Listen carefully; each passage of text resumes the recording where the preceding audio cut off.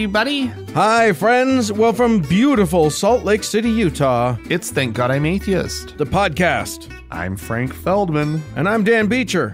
And coming up on the show today, Dan, Christian nationalism, or nationalists themselves, they're coming for your schools, everybody. They're coming for your kids. Oh, yeah. Scary. It's getting ugly out there, people. They are emboldened. The Christian nationalists, they're kind of winning right now, and it's not good here in these United States. Ooh. And they are definitely coming for your kids. See, we got a lot of work to do. Yeah.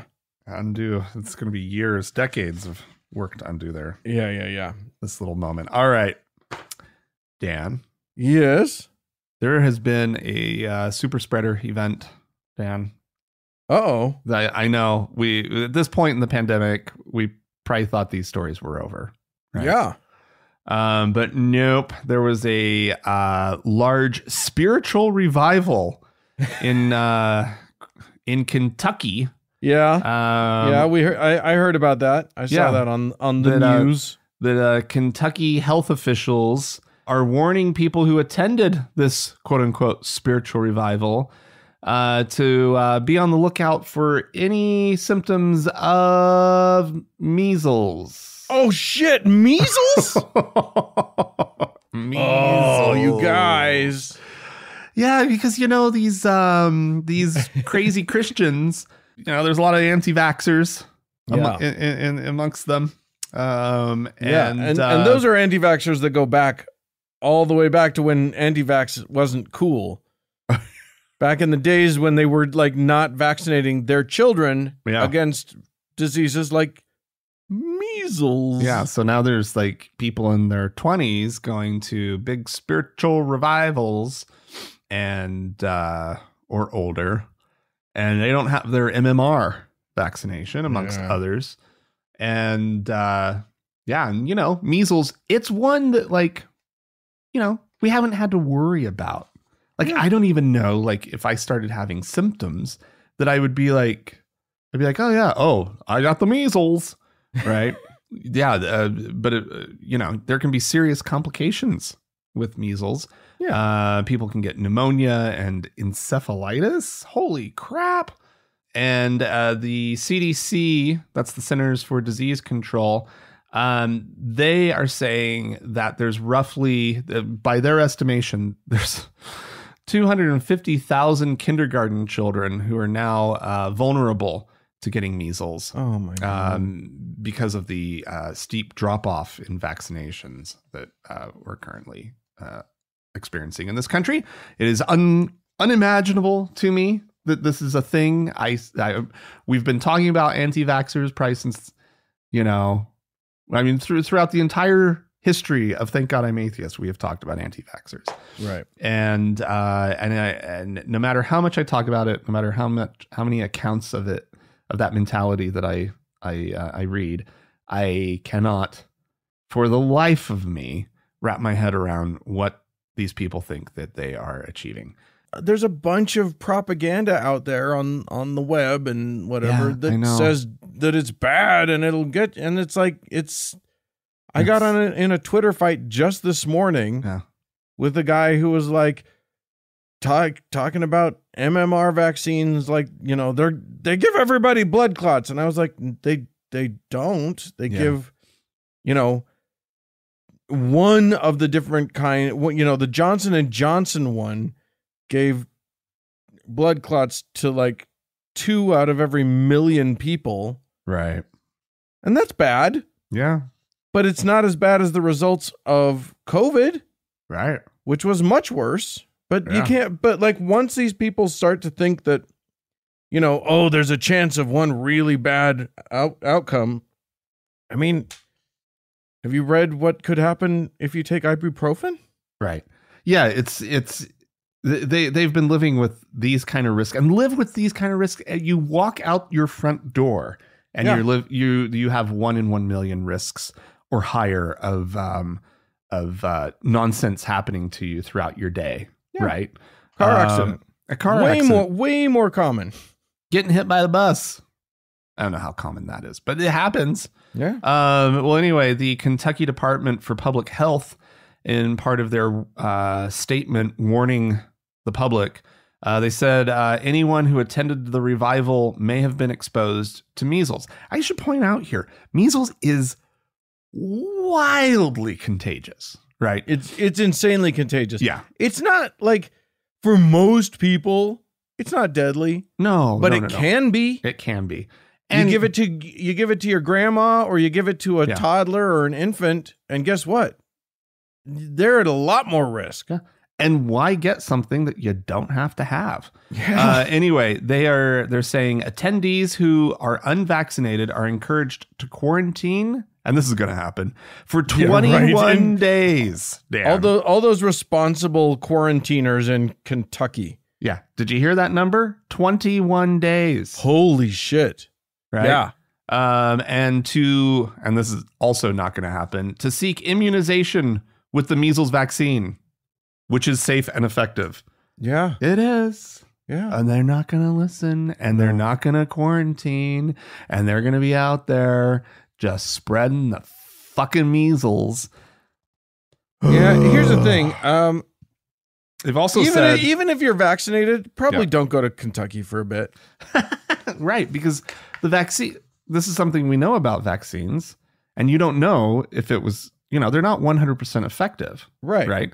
It's about if everybody's vaccinated, then the people for whom it's not effective are protected by everybody else. Exactly. And so, they continue. They warn that anyone with symptoms, they're saying, do not show up to hospitals, clinics, or emergency rooms without advance notice. Right. Because healthcare workers need to be prepared for your arrival. This goes back to it being crazy contagious, right? Yeah.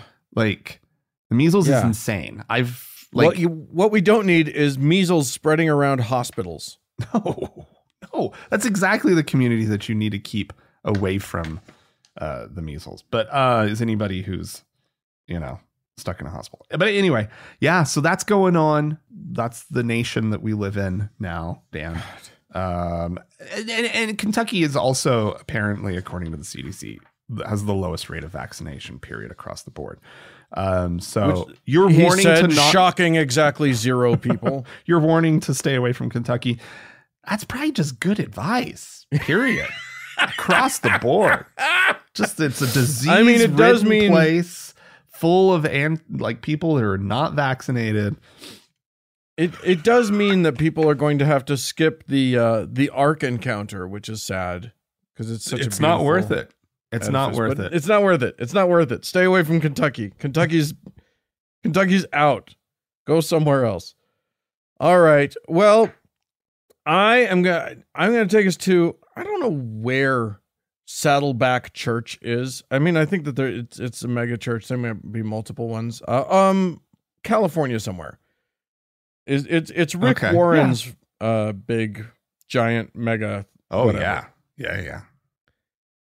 They have been summarily dismissed.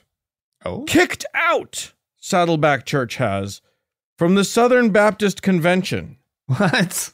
They are literally kicked out of the Southern Baptist Convention, the SBC, which they have been a part of these many years. And I would like you, Frank, to see if you can take a guess at the reason why this incredibly conservative bullshit Baptist church has been kicked out from the SBC. They're too crazy. No. Turns out that would be fine. Too crazy is totally acceptable. Wait. So they got less crazy on something? They're goddamn woke is what they are. What? No. They have lady pastors. Oh, that's so woke. I was like, what did they come out of like nowhere and get good with the gays? Like, no. They still hate all the right people. They're still hateful as ever. They're just not misogynist enough. They're just slightly less misogynistic than they should be, according to the SBC. Wait, Southern Baptists don't allow lady preachers? Not the SBC. And I'm saying lady preachers and sort of yes. That we just I'm using their approach to it, of course. Yeah. When Andy Wood replaced Rick Warren as the head of Saddleback, his wife Stacy Wood became a teaching pastor for the church. I'm shocked. And I think they have a couple more women who are not being silent in the church the way the scripture tells them that they should, the way Paul was very clear in his epistles. Right. And so the Southern Baptists, they're just like, we don't know what's going on over there. Like, these people can they even claim to be Christian? This is not who we are as a people. Yeah. Oh my God. Yeah. So yes, that's amazing. When Rick Warren's shithole of a church is too woke, something special's happening. This isn't the only. There was another SBC story about a guy who was sort of a whistleblower, a guy named Todd Benkert, who was on the who was really pushing for the SBC to take strides in fighting clergy abuse of kids and constituents. What do you call, whatever you call the people in their church. Anyway, this guy has now left the task force that was trying to work on pastor abuse because they're not actually really doing it much. So working on the issue. They're not actually plenty.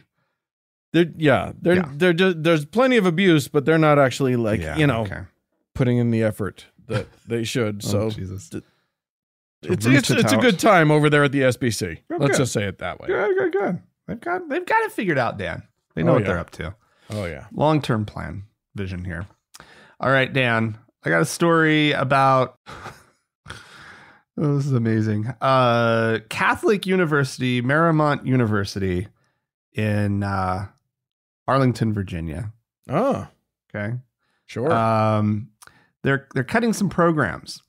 Oh no, Dan. And this is, they're just trying to be responsible. They have lack of interest in certain programs at their school. And they're like, why are we paying this money to keep these, programs and departments up and running? Like, it just doesn't make any sense.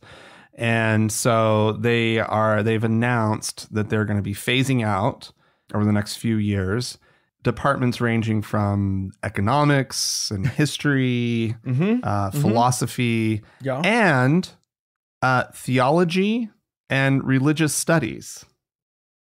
They're getting the axe, Dan. Oh, Catholic school saying, nah, no more theology program. We're done.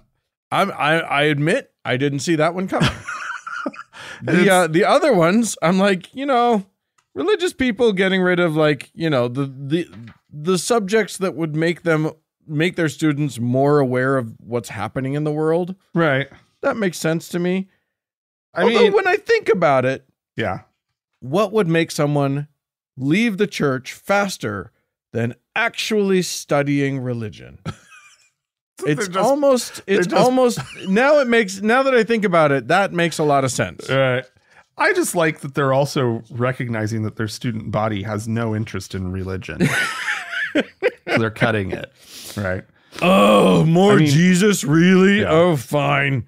It is concerning to me, though, that incoming freshmen aren't declaring economics and philosophy and history, though, as majors, right? Like people we need historians. We definitely need historians. We need philosophers. We need economists, right? And economics is really weird to me because that is applicable. Like, you can go out and get a job, right? So I don't know what that's all about. But Yeah, I guess. I don't know. I mean, yeah, you go work at a bank, right?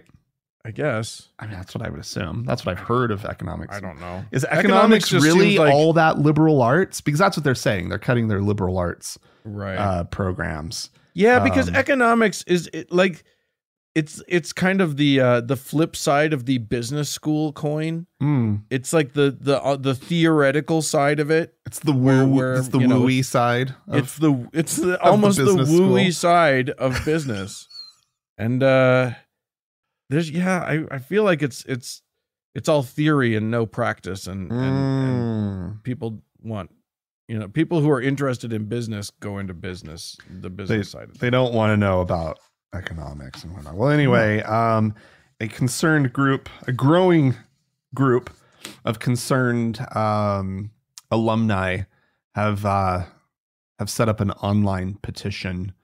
They're very concerned. They say that the elimination of these programs will harm Marymount's mission. Without these traditional majors, many of which are part of and the foundation of a university. Marymount's decision not only goes against its very mission, but also devalues the impact that these programs have had on shaping and guiding the careers of their alumni. And that is like, now, I don't know if they're getting rid of like electives in these sort of fields of study, but if they get rid of the whole department, they're not going to have people to will really just go away. Right, exactly. And it's like, I think about like how annoying taking some electives was in college, right? Oh God, I don't have to go take this, anthropology class or whatever.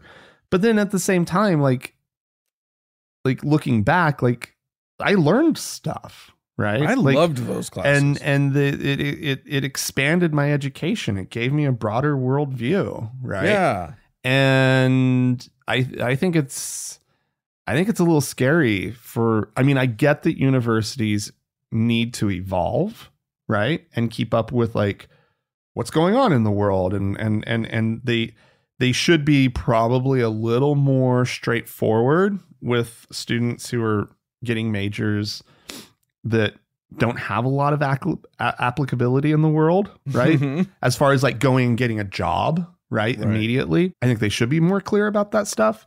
But that's kind of scary stuff, though, if universities get too narrow in their offerings, right? When you said that the alumni were writing letters, it's basically the letter is just, would you please continue to be a university? Yeah, we would appreciate it if our alma mater remained a university, right? Instead of like an engineering training school, a trade school, whatever. All right. Well, there you go. Not that I have anything against trade schools. No, trade schools are important. There's a reason to have universities too. Yeah, exactly.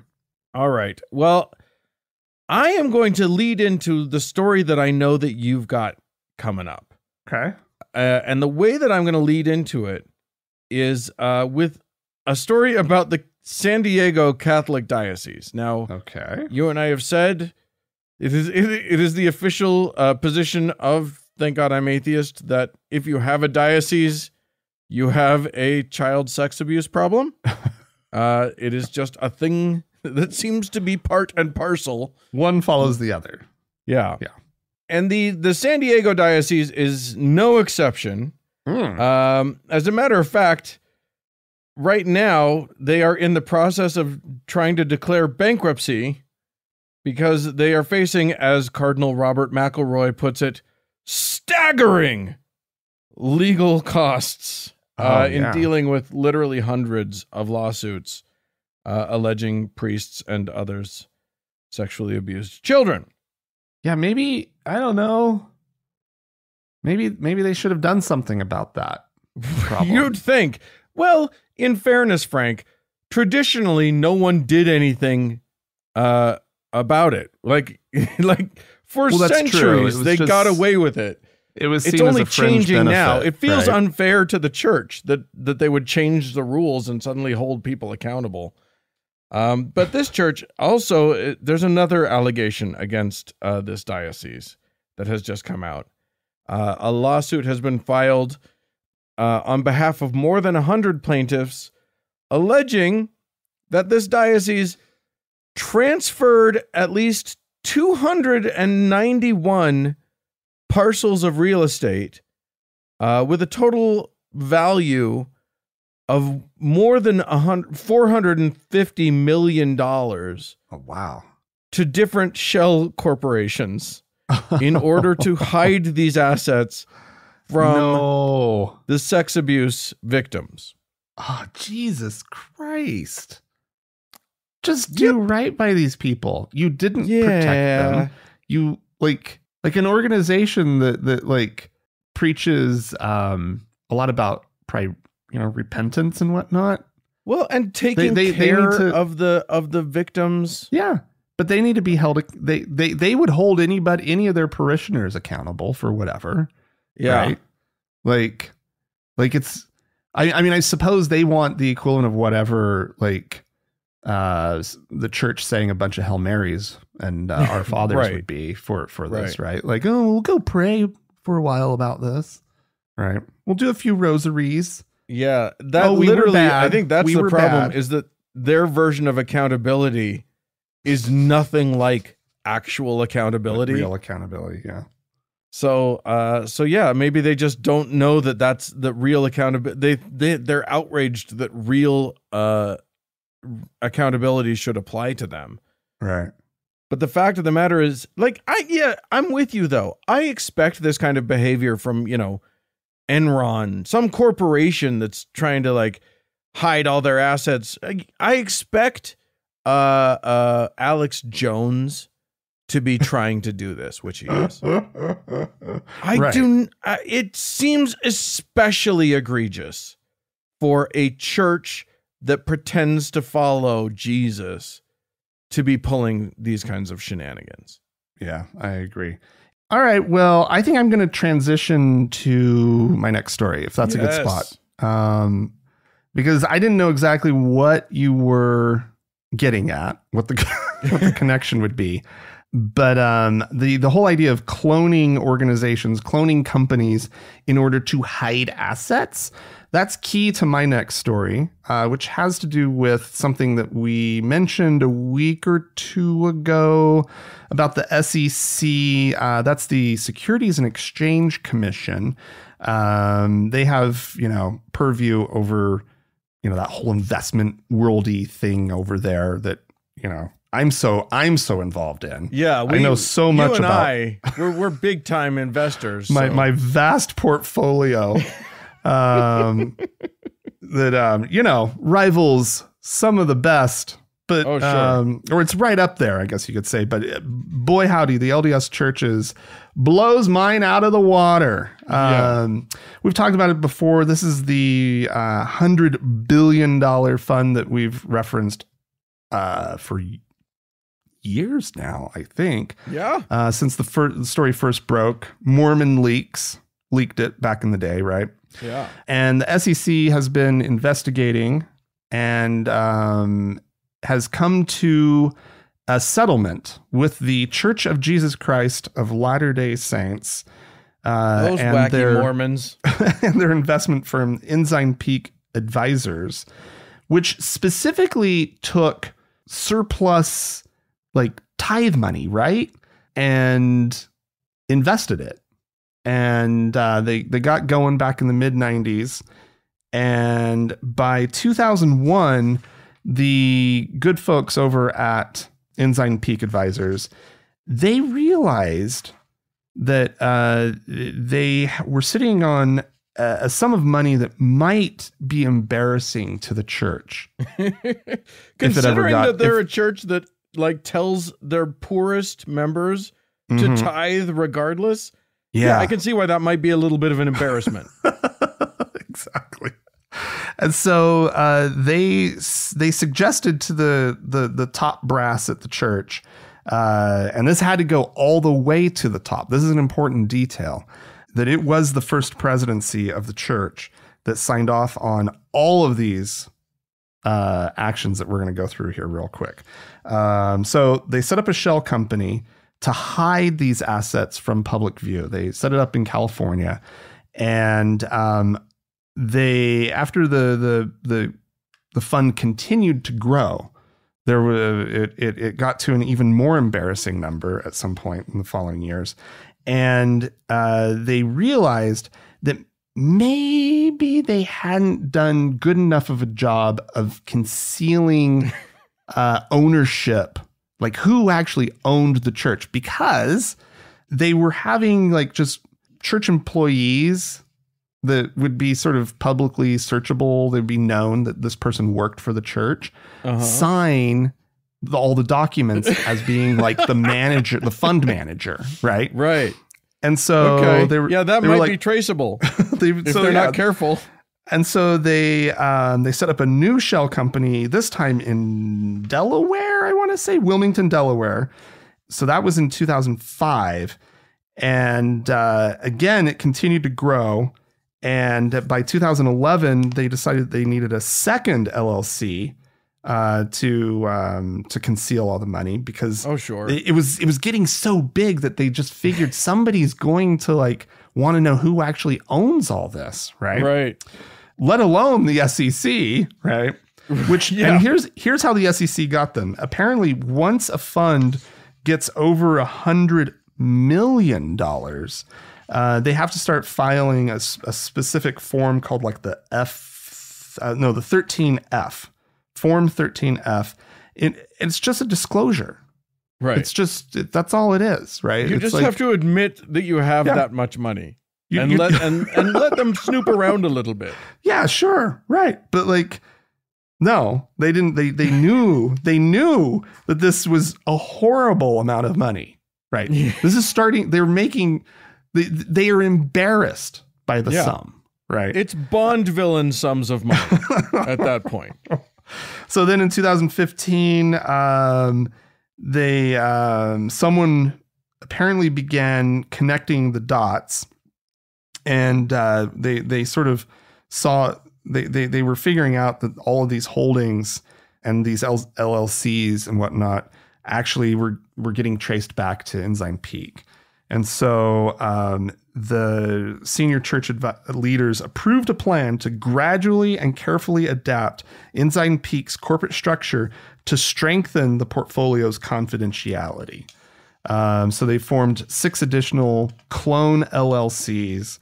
And all throughout all of this, and here are the shady practices that I saw, aside from the not following the rules part. They had business managers over the accounts who were given insufficient information for them to be able to warrant what they were providing was, quote, true and complete as certified on the forms, right? Just sign a paper. You don't need to know. Yeah. And so when Ensign Peak obtained the signatures of business managers over the LLCs, it gave them only signature pages and not the complete documents. Wow. So these were just apparently just trusted random people who worked in the church office building. Hey, Jim, come here for a second. You mind signing a thing for me? Don't ask about what it is. And they signed it. Like, who does that? But, whatever. This must be happening. It's the God. It's the God of the Bible asking you to do something. And Jim or whoever was probably just like, wait, so what? I own a ranch now? No. Just don't ask questions. Don't ask questions. Oh, it's an orchard in Florida. No, don't ask. Don't ask questions.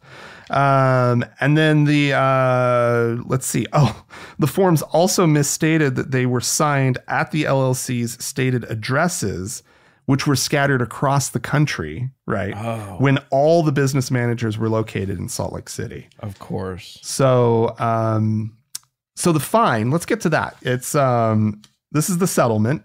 The church itself is on the hook for $1 million. And Ensign Peak is facing $4 million, or has agreed to pay $4 million in penalties for failing to properly disclose the holdings, accusing them of going to great lengths to deliberately obscure investments from the public and federal authorities. Now, $5 million, if you look at it, that is 0.01% of the holdings.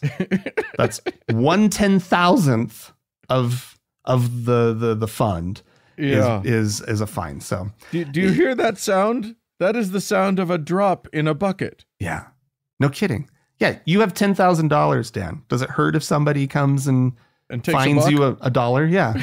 I think I'd be okay. You're going to be fine. You're going to be more than fine. It's a rounding error for them.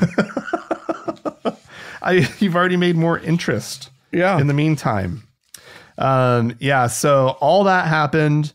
The church is trying to spin it that like, oh, well, we've been cooperating and blah, blah, blah. This was just some paperwork, right? Yeah. We've been cooperating as opposed to continuing to obstruct justice. Exactly. Yeah. It's pretty choice. I delight in it, Dan. Yeah. I don't know. I mean, I wish that the sum could possibly be higher, but that's just also fines for this kind of stuff, right? Yeah. Like the bad corporate actors and whatnot are never fined enough in this country to actually make people not do this kind of stuff. No, because that's considered naughty. Yeah. It's not considered bad. Just like, oh, you nuts. You can't do that anymore. Let me come and get your wrist slapped. Yeah. Did you see any reaction online about this? Yeah. Story? I mean, here's what I saw. It's funny because my online, like my social media is split kind of evenly between the atheist / ex-Mormon world and the believer / apologetic world. Oh, so okay. The reactions that I got were either "fuck you, church," or "this was actually not a big deal, and there's a lot of reasons why this could happen, and the church was doing exactly nothing wrong at all." And yeah, of course. That was basically the sum total of the reaction that I saw. I saw something on the Tribune. I guess they took it from a podcast, one of their religion podcasts that they do. This is the Salt Lake Tribune. Salt Lake Tribune, yeah. And they had this guy on who I guess is a popular blogger. He's a law professor at Loyola in Chicago, Loyola University. And they were just talking about sort of, tithing and whatnot in one part of it. And they were talking about whether or not like how the average Mormon is reacting to sort of this news. And like apparently a lot of people are like, I'm not paying tithing. I'm done. They have all that money. They don't need my 10%. Good. Which I think is a great reaction. Yeah. And of course there are plenty of people who are like, oh, it's a spiritual test. You're just supposed to pay your tithing. And it's like, well, you're dumb. But yeah, I love the idea of people kind of just waking up and being like, yeah, no, they've got tons of money. They're fine. I mean, it's kind of this, I see a lot of this prosperity gospel thought too, of like, the more money the church has, the truer it probably is. Like, God has obviously blessed them with like 100 billion times 100 billion blessings. So Jeff Bezos must be like the most spiritual man in the world. But that's a lot of America thinks like that. Like prosperity gospel says that specifically. Yeah. Like if you're wealthy, you must be godly somehow. So gross. Good thing there's nothing in the Bible that refutes that literally directly. Like nothing that Jesus himself said that is literally a denunciation of that exact concept. Yeah, exactly. Because that would be weird. All right. Well, I'm going to close this out with a quick, very strange, but positive question mark story. I'm still wrapping my head around this one. Okay. All right, Frank, when I say Lutheran Church Missouri Synod. Oh. What do you think? I think really conservative. Yeah. I think gay haters. Yeah. And that's probably about all that comes to mind. Yeah. So when I tell you that the president of the LCMS has recently come out, and this is Matthew Harrison. He's the president of the LCMS. He said he was talking about how there's a whole bunch of LCMS members who are unshockingly to you and me, alt-right Christian nationalists. This seems part and parcel to me. Right. In my mind, that seems like exactly where the Lutheran Church Missouri Synod wants the world to go. Right. He called it evil. Really? And has proposed excommunicating white nationalists. What? He wants to be a congregation of one? Right? Because he said he was talking about people on Twitter and social media who are like propagating pretty radical stuff, but it feels like that's kind of the direction that conservative Christianity is going right now in this country. But he said, quote, "This is evil. We condemn it in the name of Christ."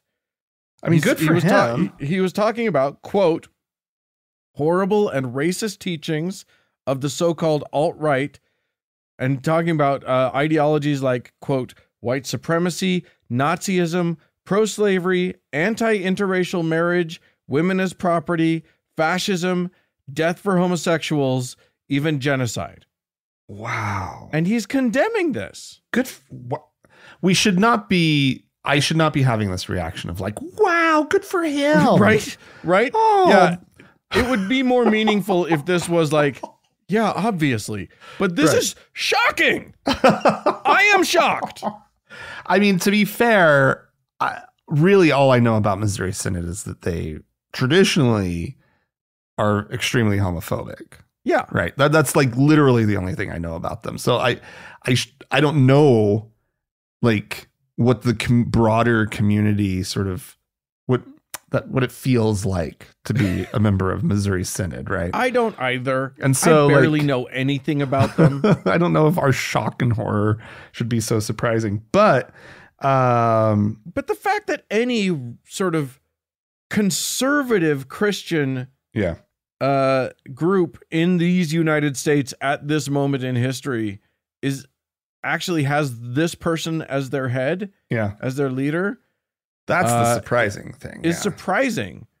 And you can rest assured that at very least calling for the death of gay people is a bridge too far for this guy. Yeah. Hey, you know what? Like that's something. That's something. That's something.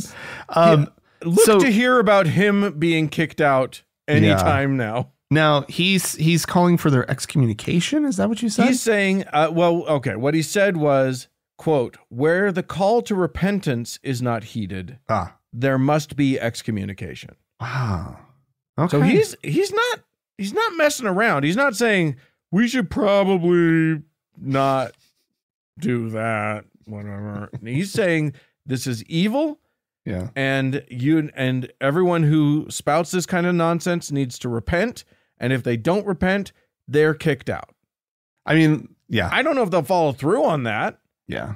Or that the people who are kicked out, that they're even going to care that much. They're like, oh, fuck you. Right. The world that we live in now. They'll find the SBC, the Southern Baptists, will welcome them with open arms. Good. But that's wow. I thought that was an upbeat thing. Now, if any of our listeners know more about the Missouri Synod than you and I do, Frank, they can write into us and let us know. The place to write is podcast@thankgodimatheist.com. Or call and leave us a voicemail message. Tell us about it. The telephone number is 424-666-8442. Stick around. There's more show coming up.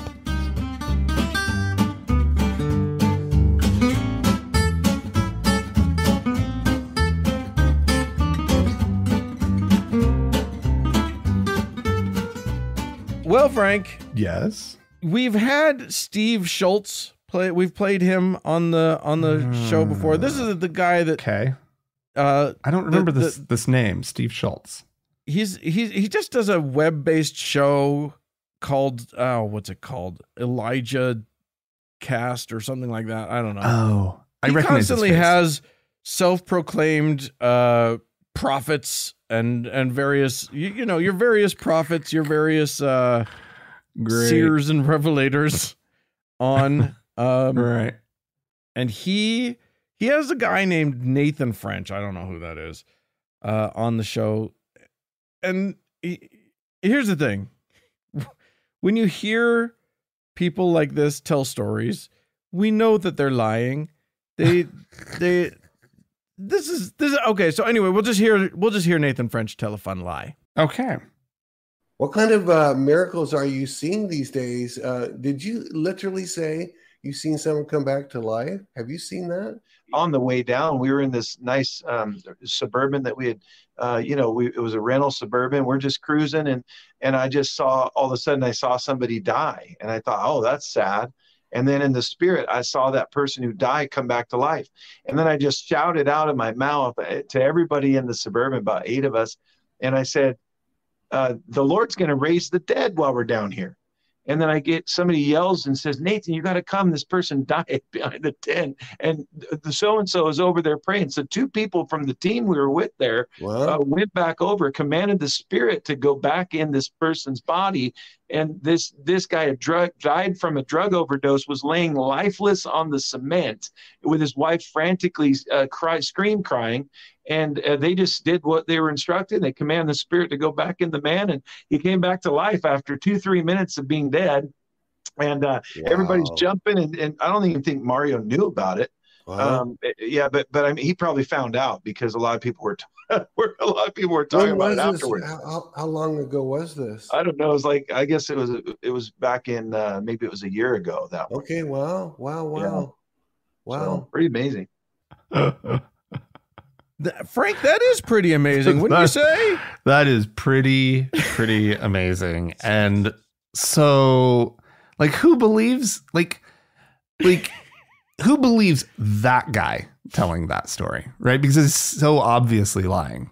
Yeah, right? I mean, so when did this happen? Oh, I don't know. Yeah, like a year ago. We'll call it. You didn't write down. This happened on January 25th of last year, right? Like, you at 6:45 in the afternoon, in the evening, right? Like, you would know it to the minute if you raised somebody from the dead. Also, like, he's claiming that a person was raised from the dead, and then he's like, yeah, I don't know if what's his name knew about it. I'm pretty sure he probably heard about it. Folks were talking about it. Here's the thing. People were pretty cool. Thought it was pretty cool.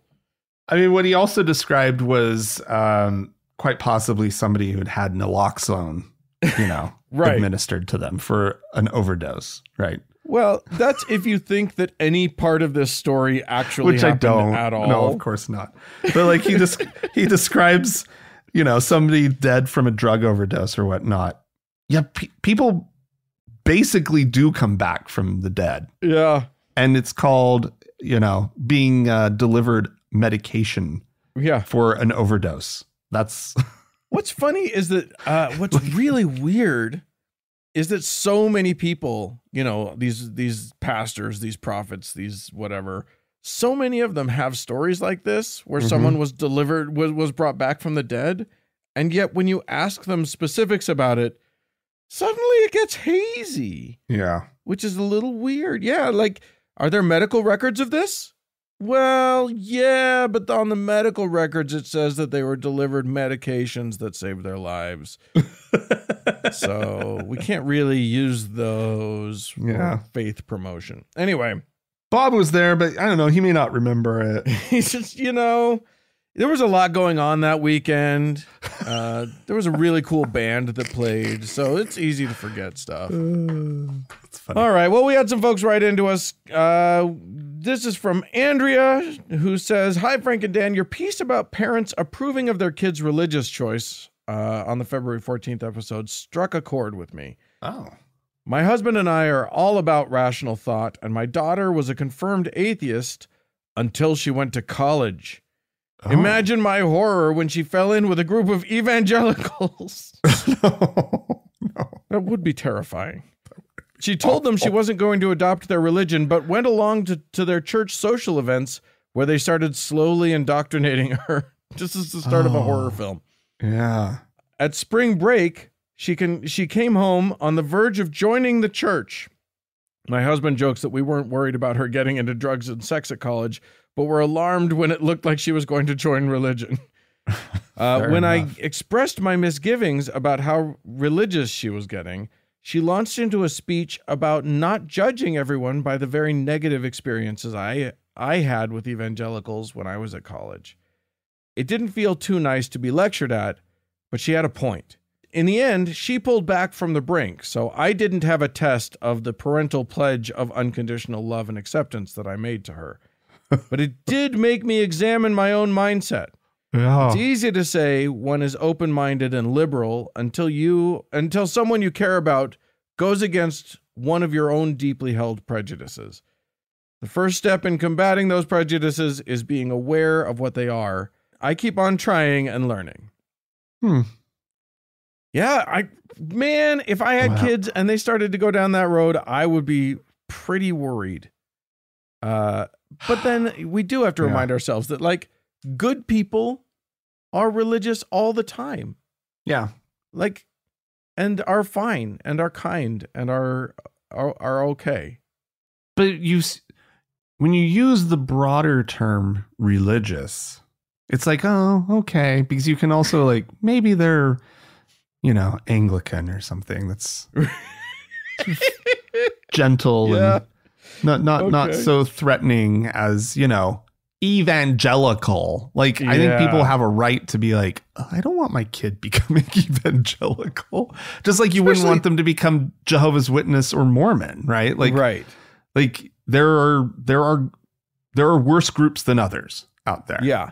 For various different reasons. Damn right. And so, that's concerning. Thank God your kid, Andrea, didn't go down that path. Didn't go down that path. Yeah. Oh, man. Dipped her toes in the pool, though, in the baptismal font.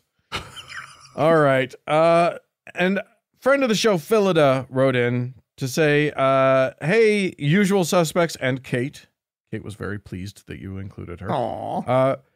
My 75th birthday was the first Friday of this month. Happy birthday, Happy Philida. birthday. So I reviewed my Patreon subscriptions and found that, thank God I'm atheist, had changed its tithe. I've felt a bit of weakness in my magic, now I know why. So I upgraded from a patriarch to a prophet, seer, and revelator. Oh, wow. That is you know what? That's a strong upgrade for your magic. For your all your fake magic is powerful now. And you get to start your own religion. So Philida goes on to say, since the cool spaghetti monster name was already taken, I thought of the Church of the all-knowing, all-seeing, all-powerful wheelchair. I would ask you to be members, but you must perform the sacrament of running through a pile of dog shit and shouting the name of that other god, then cleaning crap off of the wheels, the push rims, and your hands. Oh. I've done it, and it is not something that I wish on anyone. Yeah, people. Well, that's a very specific sacrament. And think of the wheelchair bound when you are considering not cleaning up after your dog. Yeah. Yeah. Will you please think of poor Philida? If it's not enough that it's disgusting to leave your dog's poop everywhere. Right. Yeah. Yeah. Think of the wheelchair.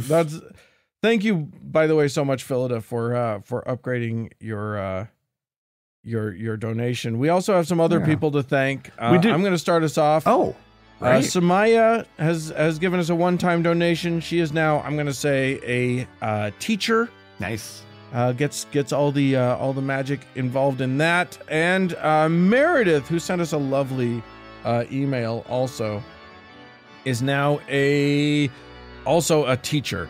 Nice. In our priesthood. So couple of priesthood bestowals there. Yeah. What do you got for us? Well, we have over on Patreon, we have a new deacon by the name of Christopher. So thank you. Wonderful. Thank you. And Marjorie is a new teacher. So all y'all, you just got the power held by 12 and 14-year-old boys. Yeah, in the Mormon Church. In the Mormon Church. But ours is better because it can go to women folk, and it can go and it has just as much efficacy as any other priesthood on the planet. It does indeed, Dan. And of course, if you'd like to join them, you can do so. Go to our website, thankgodimatheist.com, and click on the support tab. There's some options there. Yeah. And as always, Dan, we have our top donor to thank, our Lord and Savior, Austin! Woohoo! Stick around. There's a little more show coming up.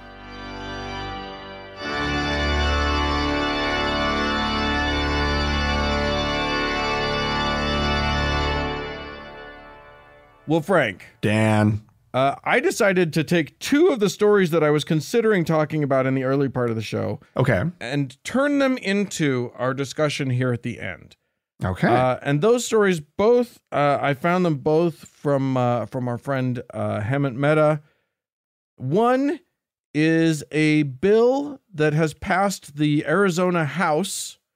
Okay. That is basically a bill that forces kids to do the creepy American thing of the Pledge of Allegiance.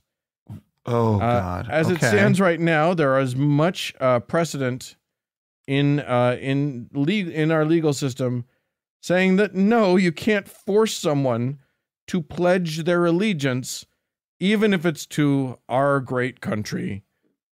To a flag. To a flag. Right. And to the republic for which it stands. But yes, it is a weird thing that is done here in the United States. It should just be got rid of. Mm-hmm. It's a relic of the communism scares and all this stuff. Anyway, it's bullshit. It's stupid. It shouldn't exist. And there are myriad reasons to oppose it. Not least of which being that it forces any kid who's doing it to say that our nation is under God. Yeah. Well, I think but also like, you know what? There are plenty of people who have good reasons not to pledge allegiance to a country that does not feel like it empowers or that does feel like it disempowers them. Right. There are also people who have religious objections. Yeah. Right. Which I would love to know how they are they just like, well, fuck the J-dubs. Right. Is that kind of their attitude? Jehovah's Witnesses don't count as real Christians, so we don't have to do what they say. Right. We don't have to worry about them. The other story that I wanted to talk about, it comes to us from your former stomping grounds, Oklahoma. Oh. Where the state board of education has a guy named Ryan Walters, who is the superintendent of public instruction there, has decided to start a blue ribbon committee to look into faith and prayer in schools. Oh, good. This comes after he received a letter from some religious leaders, just some pastors and presidents of various weird foundations and groups. Mm-hmm. It's signed by 6 guys. Oh, good. That just says, hey, we should have prayer in schools. God, more God in school. Now, there's lots and lots of precedent for that also. We know, like, this has been tried and tried again. And so, like, there's deep precedent about how this works. And guess what? There's prayer in schools here in the United States of America. It's totally legal. What's not legal is for teachers to mandate it, or for administrators to mandate it, or for anyone to do it, or for the school to do it as a sort of thing that everyone has to participate in. Right. If a kid wants to pray, fucking pray. He gets to pray. She gets to pray. Yeah. I used to pray all the time in school. Yeah. Oh yeah. Did you, to pass tests, or what Passing were your prayers? Tests. Yeah. Please, whenever I was a little stressed out, that's cute. When my tummy wasn't feeling good, Pray to feel better. Oh, please, Heavenly Father. I don't think it ever occurred to me to pray. Really? Oh, I was a praying fool. Literally. Yeah. And no one stopped you. I wasn't like walking down the halls with my arms outstretched. You know. Dear Jesus, help me in the middle of class. Right. Yeah. No, I didn't do that. No. Said little quiet prayers to myself. Yeah. I knew I was praying. Yeah. Right. And that's perfectly legal. And that is legal. And here's the thing. You and I have talked about both of these issues on the show before. Yeah. Yeah. But we've been doing this show for 11 plus years. Before, when we used to talk about this, it was because it was funny. It was because somebody's trying it again, and it's just, they're going to go through the legal thing. It's going to cost the taxpayers a bunch of money. Right. But then when it gets to the court system, it's just going to be squashed. Right. Because it's decided law. Right. But the thing is that now we've got this new Supreme Court where nothing is decided law anymore. I know. It's really fucking scary. Because you know a case is going to make its way up to them, and they're going to be like, yeah, pray in school. It's great. Yeah. And all of a sudden, like their wildest dreams of thrusting this country back into the 1950s will be one step closer. Yeah. And make no mistake. I mean, I know we make this point. This is the obvious point, but they are not talking about 5 prayers a day to Allah. They are not talking about, a Jewish prayer on Shabbat. They are specifically taught. They would not be okay with that. They would not be okay with a school in Dearborn, Michigan, which has a very high Muslim population, having school Muslim prayer to Allah. They would absolutely not be okay with that. But the problem is they're going to get what they wished for. And I don't know. Does the Supreme Court come out and say, they're not going to come out and say it has to be Christian prayer. No. Right? And yet, they're going to say prayer, and then all of a sudden now in Dearborn it's happening, and they're just going to have to be okay with it. I don't think they are going to be okay with it. And I think that the problem is that hypocrisy has been okay recently. Mm. You know what I mean? Like they are called out as blatant hypocrites, and they just shrug. Yeah. Yeah. Guess we are. Guess so. This is a Christian nation. I mean, that's what they're shooting for. That's what they believe. And Christian nationalism being what it is right now, even though it is genuinely a minority viewpoint, it is currently the most powerful viewpoint, or a very powerful and viewpoint. Ascendant. Yeah, and still on the rise. Yeah. Literally, I keep seeing things like people talking about, there was that one, I don't remember what this woman's name is. There was that one woman who was a Senate candidate in like Delaware, and thank God she lost. But I recently almost played a clip of it. She came out and said, I hope that Putin comes in and saves us, because we need to have a leader who is willing to talk about Christ, and we need an actual Christian leader. And I was like, there is no more Christian leader in these United States than fucking Joe Biden. No kidding. He is all in on his Catholicism. And it feels 100% sincere. There's nothing fake or phony about it. Whereas, no one who knows him. And they were okay with Donald Trump. Right. Who also isn't an evangelical. Right. What he claims to be, if you asked him, what is it, like Presbyterian or something? Well, I think officially he's Presbyterian. But he's just a big old what a phony. Presbyterian is, I guarantee you he won't be able to tell you. But he's a big old phony. Like, he lets them come in would let them come in and do like pray on him and whatnot. And it's like, ugh. It's just it's all such bullshit. Yeah. But holding up his little Bible. you know? Right. Like it's so performative and fake and obvious, but they're getting what they want, so they're fine with it. That's the calculus. But how, like, to wish Putin in, I don't even into the country to take over. I mean, what's in her head? I don't fully comprehend.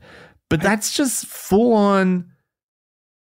Like, I don't even know where that comes from. It's so anti-American, right? Yeah. It's so like, really, the Russians. That's who you. Okay.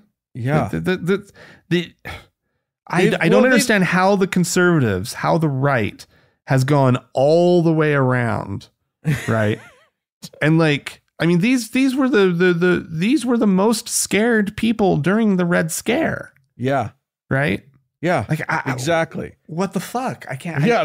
Now that Russia isn't communist anymore, they've swung around to being pro-Putin. Yeah. Lauren Witzke. That was the name of the woman that I was talking about. Lauren Witzke, who has floated the possibility of another Senate campaign for herself, by the way. Jeez. Okay.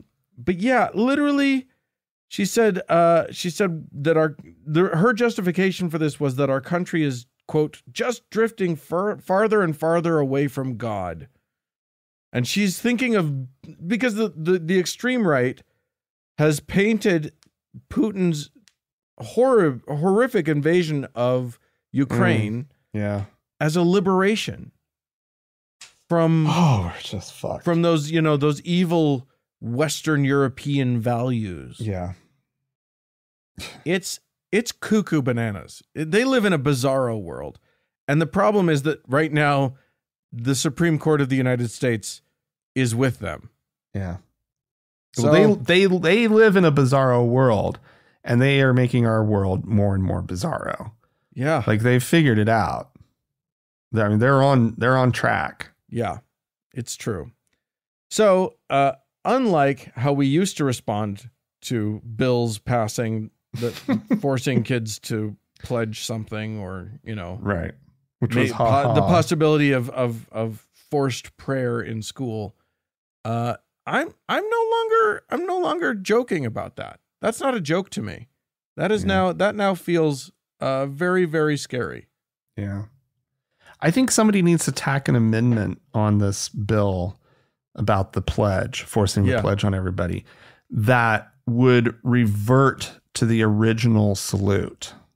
Yes. Because it was basically the Nazi salute. All the kids in the classroom would raise their right arm up, straight arm up toward the flag, and say the Pledge of Allegiance. So it looked a little like they were, fucking Nazis. Youth. Yeah, it looked a little Hitler Youth. Yeah, it was totally that. And so people were like, the optics here. Put your hand over your heart. Yeah, exactly. Let's do that instead. So let's lower those hands right down. Yeah. Okay. Well, listen, if there are any rays of hope or sunshine out there in the world that you want to let us know of, that'd be great. Or if you want to tell us about more darkness and destruction, you're welcome to do that too. podcast@thankgodimatheist.com is where you send the emails. Or call us and tell us about it. We'd love to hear your voice. The telephone number is 424-666-8442. Yeah. Hey, go to the Facebook page, facebook.com/TGIAtheist. Click the like button. And if you'd like to join one of our members only lounges, you can do so. Go to our website, thankgodimatheist.com/members only. Yeah. Thanks so much to the Red Rock Hot Club for their use of their beautiful music. And thanks to Gordon Johnston for the use of his music. And thanks to all of you for tuning in. We sure do appreciate it. Thanks so much. Bye-bye.